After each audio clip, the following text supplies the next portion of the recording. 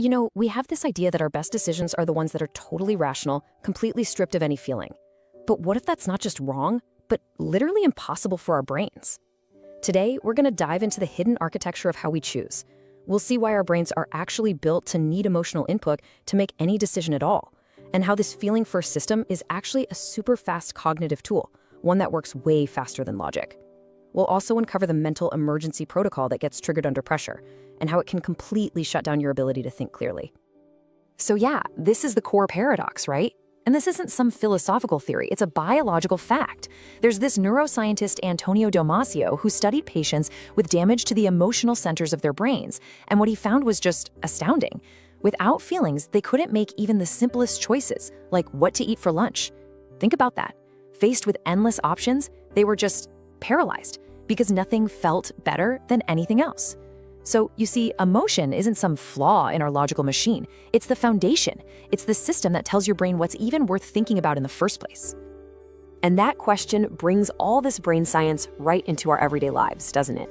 If feelings are so vital, why do we get that pit in our stomach after we send an angry email or make an impulse buy? Why does a gut feeling that feels so right in the moment so often lead to regret? We've all been there. The problem isn't that we have feelings. The problem is the unbelievable, unseen speed at which our emotional system works, long before our rational mind has even tied its shoes and realized there's a race happening. Okay, so here's the plan for this explainer. First, we're going to break down that feeling before thinking cycle.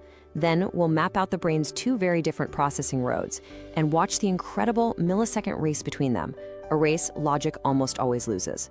After that, we get practical. We're going to learn how to implement a strategic pause, how to literally recode our gut feelings, and finally, how to master that crucial, tiny moment between an impulse and an action. All right, let's kick things off with a feeling we all know a little too well: regret.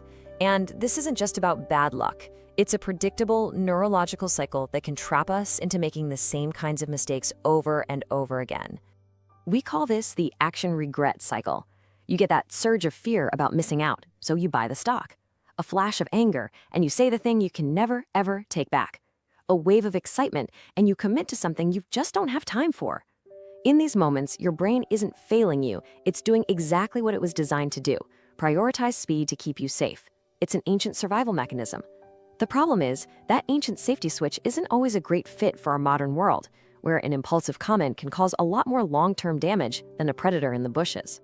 So, to really get why this cycle keeps happening, we've got to look under the hood at the brain's internal operating system.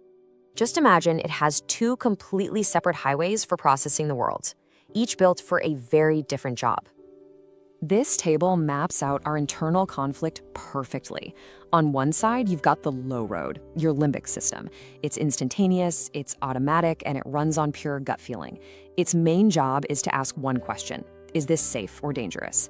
It's basically your brain's smoke detector, loud, fast, and you can't ignore it. Then, on the other side, you have the high road, your prefrontal cortex. This is your logic center. It's slow, it's deliberate, and it's an energy guzzler. It's the fire marshal who shows up later to carefully analyze the scene. You need both, but they operate on completely different timetables. Okay, so how in the world does that low road make these snap judgments? It uses something called somatic markers. And these aren't some mystical woo-woo intuition. They are real physical signals: that knot in your stomach, the tightness in your chest, that sudden feeling of relief. Your brain creates these markers by instantly scanning a huge library of your past emotional experiences. In a flash, it tags a situation as good, move toward it, or bad, get away, long before your conscious mind has even processed the details. Essentially, they're data points delivered at lightning speed straight from your emotional hard drive. And this, right here, brings us to the core of the problem: the race between these two systems. And let me tell you, it's a profoundly unfair fight. It's not even close. The speed difference is so huge, our rational mind barely stands a chance without a very specific strategy. 12 milliseconds. Yeah, you heard that right, 12. To put that in perspective, a single blink takes about 300 milliseconds. So we're talking about something almost unbelievably fast. In far less time than it takes for you to blink, your emotional brain, your amygdala, has already seen the thing, cross-referenced it with your entire life's history, created that physical gut feeling, and delivered its verdict: this is a threat, or this is amazing. The emotional decision has already been made. Now compare that to this number, 500 milliseconds, a full half second. It might not sound like much, but in brain time, that's an absolute eternity. So here's the kicker. By the time your logical prefrontal cortex even gets the invitation to the party, your emotional low road has already booked the DJ, ordered the drinks, and is out on the dance floor. Your rational brain isn't really making the initial choice. A lot of the time, its job is just to come up with a good story for a choice your gut already made half a second ago. We call it post hoc rationalization. We think we're being logical, but we're often just justifying a feeling. Just look at this chart. It really puts it into perspective, doesn't it? See that tiny, tiny little sliver on the left? That's your emotional verdict.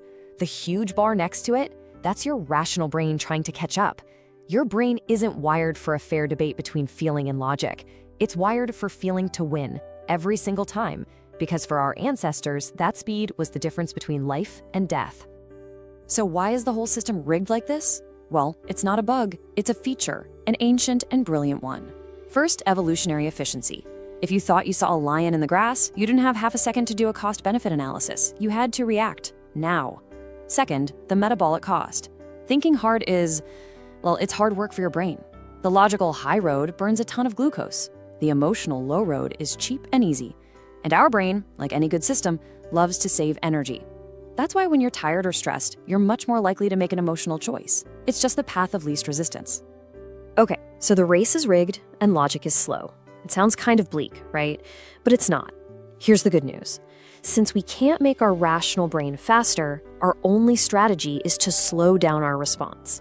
We have to introduce a structural intervention, what I call the mandatory pause. This is where we stop being a victim of our own wiring and start being the architect of our choices. The very first step is to get out of your head and into your body. The next time you feel that powerful urge to react, to buy the thing, to send the text, to say the words, just stop for 1 second and ask yourself one simple question. Where is this feeling living in my body right now? Is it that tightness in your chest, a knot in your stomach, a flush of heat in your face? The moment you consciously notice and label that physical feeling, something incredible happens. You start to disengage the automatic emotional system and activate your slower, more deliberate prefrontal cortex. You are literally rerouting the traffic from the super fast low road to the thoughtful high road. And now for the secret weapon. A simple, non-negotiable rule for yourself. It's called an implementation intention. Basically, it's a pre-planned response to a trigger you know you'll face. For example, if I feel angry after reading an email, then I will wait 1 hour before I write a reply. Or maybe, if I feel the urge to buy something online that's over $100, then I will leave it in the cart for 10 minutes before I check out. The magic of this simple pause is that it buys your rational brain the one thing it desperately needs: time. Time to finally get in the race. What we're really talking about here is something called top-down control. This is just the fancy neurological term for your brain's CEO, the prefrontal cortex, stepping in to manage the frantic, impulsive signals coming up from the emotional system. Think of your emotional brain as the passionate, reactive team on the factory floor. The pause isn't about ignoring their urgent messages. It's about hitting a hold button on all the frantic calls, so the CEO in the boardroom has time to actually look at all the data and make a smart, strategic, long-term decision. Okay, so the pause is a fantastic tool for the heat of the moment. But what if we could actually change those automatic gut reactions over the long haul? This is where we go from just managing our system to actively upgrading it. We're going from playing defense to playing offense. This process is all about recoding your emotional tags. So you take a past decision you regret, one that was driven by a really powerful feeling, and instead of just feeling bad about it, you analyze it. You consciously separate the feeling from the fact. For instance, the anxiety I felt before that presentation was a useful warning that I needed to prepare more. That was the feeling, good data. But my action, avoiding the presentation altogether, was a failed strategy. That was the fact. When you do this, you actually start to re-encode the memory. You teach your brain that the feeling isn't the problem, the automatic action is. Over time, this helps you choose a better response the next time that same feeling shows up. And this brings us to our final and most important section. We've talked about the problem, the neuroscience, the tactics. Now, let's put it all together into a whole new way of thinking about our decisions and really about our emotions themselves. This is the ultimate reframe, and it's so important. We have to stop thinking of our feelings as enemies of reason, as bugs in our personal software that we need to squash. They're not. They are high-speed, indispensable data points generated by the most powerful prediction machine on the planet, your brain. The anxiety, the excitement, the fear, it's all just information. True emotional mastery isn't about feeling less. It's about getting better and slower at analyzing the data your feelings provide. So if there's one thing you walk away with today, let it be this. The goal isn't to get rid of your gut feelings. It's to honor them with analysis. Your emotional brain is always going to be faster, but your rational brain can be wiser. The key is to build a structure, that simple pause, that allows wisdom to catch up to instinct. Never let the speed of your gut feeling overwhelm the clarity of your 10-minute pause. Because in that space, in that moment between, that's where you find control, that's where you avoid regret, and that's where your best decisions are finally born.